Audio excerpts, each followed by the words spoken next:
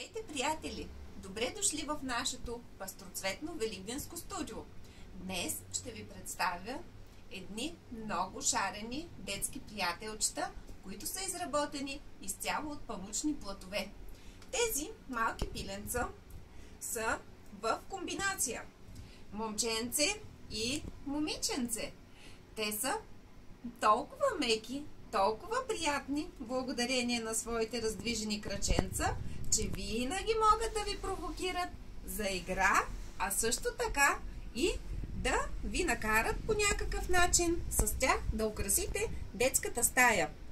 Благодарение на тези скрити ушенца зад техните гребенчета, можете да ги закачите на някакво желано място. Краченцата се поклащат по интересен начин, а тези крилца също могат да бъдат пипвани и раздвижвани.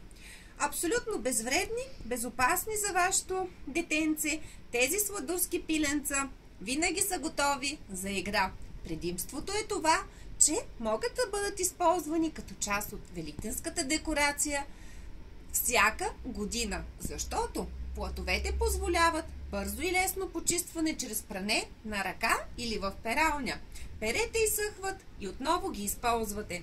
Допълнително като част от великденската декорация решихме да ви зарадваме с още една идея, която включва тази картичка, при която основният елемент е това пиленце, което присъства тук в горната част на самото яйчеце.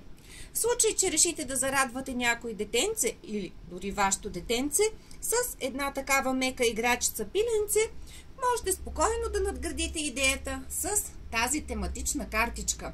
Предимството на този модел картички е това, че те имат 3D визия, защото тези малки елементи са леко повдигнати нагоре и реално картичката прилича на една хартиена картина.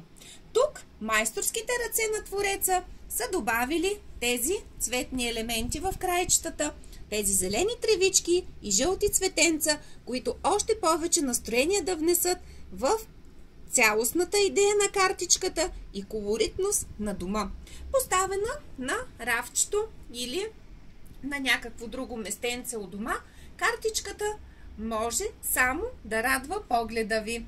И допълнително към идеята за пиленца картичка, решихме да ви зарадваме с тези пастроцветни яйчеца.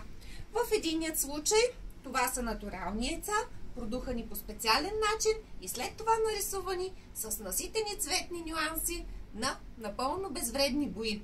Другата идея, която можем да ви предложим за яйчеца, са тези пухени малки яйчеца, които са изработени от филц и могат да се използват многократно. Предимство на изделията от текстил е това, че те се перат, сушат се, след това няма проблем с съхранението и отново да ги използвате. Разбира се, за да бъде по-интересен следващия Великден, е добра идея да добавите и нещо ново, а не само това, с което вече разполагате. И по традиция, това, което мога да ви кажа е да ви благодаря за вниманието, да ви пожелая да създадете една вълшебна великденска приказка в своя дом и да ви кажа до нови срещи!